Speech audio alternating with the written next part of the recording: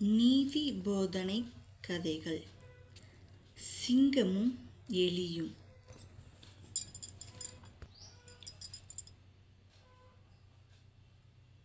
காட்டில் சிங்கம் தூங்கையிலே சுண்டெலி அதன் மேல் விளையாட சிங்கம் அதிக கோபம் கொண்டு எலியை கொல்ல பார்த்ததுவாம். ஏழை எலியும் கும்பிட்டு இரக்கமாய் மன்னிப்பு கேட்டதுவாம். அதன்படி சிங்கம் விடை கொடுத்து சி ஓடிப்போ என்றதுவாம்.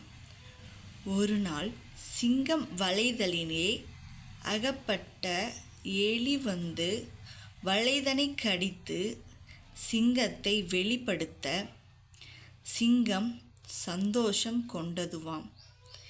இதிலிருந்து என்ன தெரியுதுன்னா, யாரையுமே அவங்களோட உருவம் கண்டு கேலி செய்யக்கூடாது.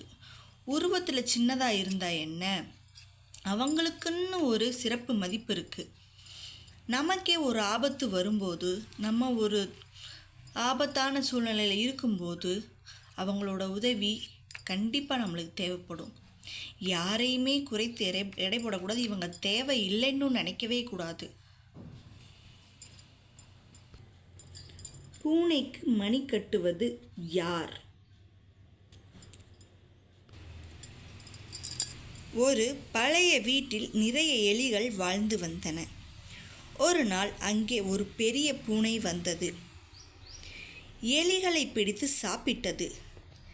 எலிகள் எல்லாம் பூனைக்கு மிகவும் பயந்து எல்லா எலிகளும் ஒன்று சேர்ந்து கூட்டம் கூட்டின.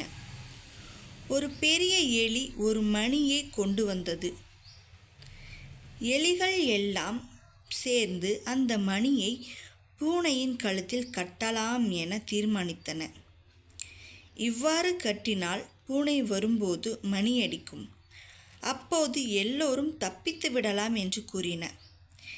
எல்லா எலிகளும் மகிழ்ச்சியில் குதித்து கொண்டு இது நல்ல யோசனை என்று கூறின. அப்போது ஒரு வயதான எலி எழுந்து நின்று, எல்லாம் சரி, பூனையின் கழுத்தில் மணியை கட்டுவது யார் என்று கேட்டது. எல்லா எலிகளும் அமைதியாக இருந்தன. அப்போது பூனை மியாவ் மியாவ் என்ற சப்தத்துடன் வந்தது. உடனே எல்லா எலிகளும் பயந்து ஓடின. இதில் என்ன தெரியுதுன்னா, யாரை வேண்டுமானாலும் கை காட்டி விடலாம். நாம் செய்யும் போதுதான் அதோட பதட்டமும் அதோட பயமும் ஒன்று சேர்ந்து விடும். நம்ம ஃபஸ்ட்டு நான் செய்கிறேன் அப்படின்னு சொல்லிட்டு முன்னாடி வந்து நிற்கும்போது தான் நம்மளோட தைரியம் வெளிப்படும்.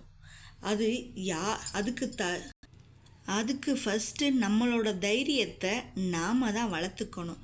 என்னால் முடியும், என்னால் செய்ய முடியும் அப்படின்னு நாம் நினைக்கணும். என்னால் முடியவே முடியாது, எனக்கு பயமாக இருக்குது அப்படின்னு நம்ம ஒதுங்கி போகும்போது தான் நம்ம வாழ்க்கையை நோக்கி பின்னோக்கி தள்ளப்படுறோம்.